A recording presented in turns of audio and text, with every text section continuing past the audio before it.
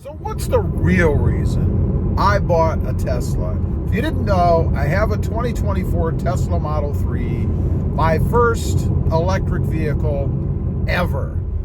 Now, there's actually three reasons, I guess, that I bought this car. And let me start off with saying I am not some green environmentalist. I am not. Now, of course, we all care about the environment, right? I mean, we have to live on this planet. There's nowhere else to go. But that was not my reason for buying a Tesla. So whatever your beliefs are, it's good for the environment, it's bad for the environment, had nothing to do with my three reasons. Number one, the driving experience. You know, I wanted to experience something different, something unusual, I guess, as compared to normal ICE vehicles. You know, what I've had my entire life. So I decided that I would pick up a Tesla because that's the most unique experience I think you can get right now, unless you go with something really crazy, right? The driving experience in this truck, or car rather, does not disappoint. It is awesome. It's completely different in the way that you operate the vehicle as compared to normal ICE vehicles, right? From the moment that you walk up to the car. I mean, as soon as I walk up, I have a door handle that I push, and that's how I get into the car, right? Very simple to do. It senses when I come up, even the way the door handles operate. It's just this long sunken in lever kind of thing that you kind of push on one corner, the other side pops out and you get in. It's awesome. Now, the way you get out, same thing. A little button over here on the door, you push down, it's like electrically fired, right? A little noise and the door opens up and you get out. I dig that. Of course, driving the car itself, completely different. There are no gear shifters, there are no stalks to make the car move. As you saw in the beginning, you just swipe a little bit. That's all you have to do. Pretty darn cool, I think. You can even set the car up so that you don't have to use any of that. You just let your foot off the brake, tap on the accelerator, and it will go, hopefully, whatever direction it is that you want to go. To be honest, I don't use that feature because I just want to have, I guess, as much control as I can have in the car without doing anything too over the top. Which brings me to full self-drive. That is a feature that's available, of course. It's not something that I use. Again, I have a little control issue when it comes to that. I want to be able to control the car fully when I'm driving. And I guess I have trust issues. I just don't fully trust the system. Although I know there's a lot of people out there that use it and swear by it, just not for me.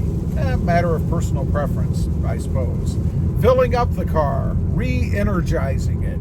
You know, you don't put gas in this car, you plug it in. And I like that because I can do it at my convenience at home. When I get home, I just plug the car in, charge it up to 100%, it's ready to go. Now, there is a little caveat to that. I do not use the car for long distance driving. I still have ICE vehicles, gas-powered vehicles, because I don't want to spend the time sitting at charging stations waiting for the car to charge. A lot of people will tell you it's no big deal. You stop, you get out, you stretch your legs, go get something to eat, have a conversation, maybe write a novel, I don't know.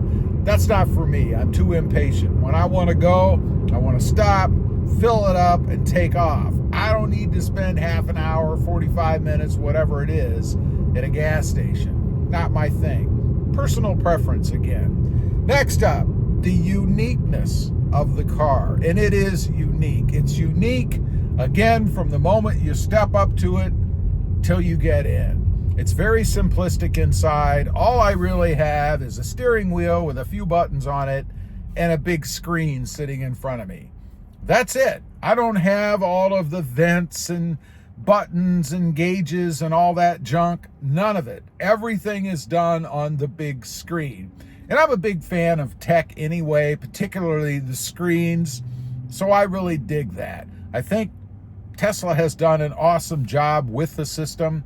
I never have any hiccups or problems or issues. The only issue, I suppose, if I was being picky, and this is my fault, is becoming more familiar with the system so that I can quickly navigate to where I want to go. For instance, if I want to change the way the vents in the system are blowing, you have to go to the screen, and then you can adjust that with a little kind of swipe button or swipe area.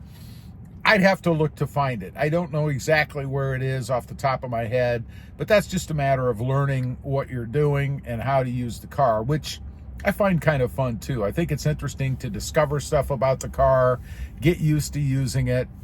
The looks of it, it's unique as well. It has a different shape, and I must say that I wouldn't have probably bought a Tesla, a Model 3 anyway, had they not redesigned it, because I was not a big fan of the previous generation. It looked too, I don't know, bubbly to me or something. But when they did the redesign, kind of evened it out a little bit, made it a little bit sleeker than the previous gen was, that did it for me. Once I saw them on the road, saw them in the ads, I had to have one. Just awesome. Number 3, the Tesla Aura. Now, this is something that's kind of hard to put into words, hard to explain, right? When you get in the Tesla, it gives you a feeling, I guess, the aura of the car. You know, from the company, from Elon, let's face it, himself, all the way through the whole company. Something new, something unique, something that some guy decided he was going to bet everything on, and he did, to go ahead and create this brand, this car, the manufacturing process.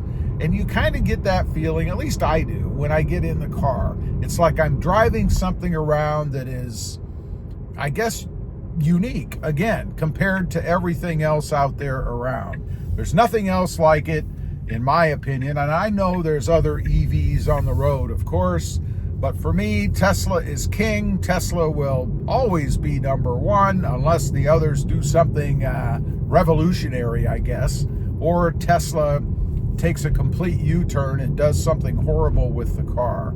It's just that feeling that you get driving around in it, the whole experience from the moment you open the door and get in to while you're cruising down the road. It feels good, it feels different, and it's just fun.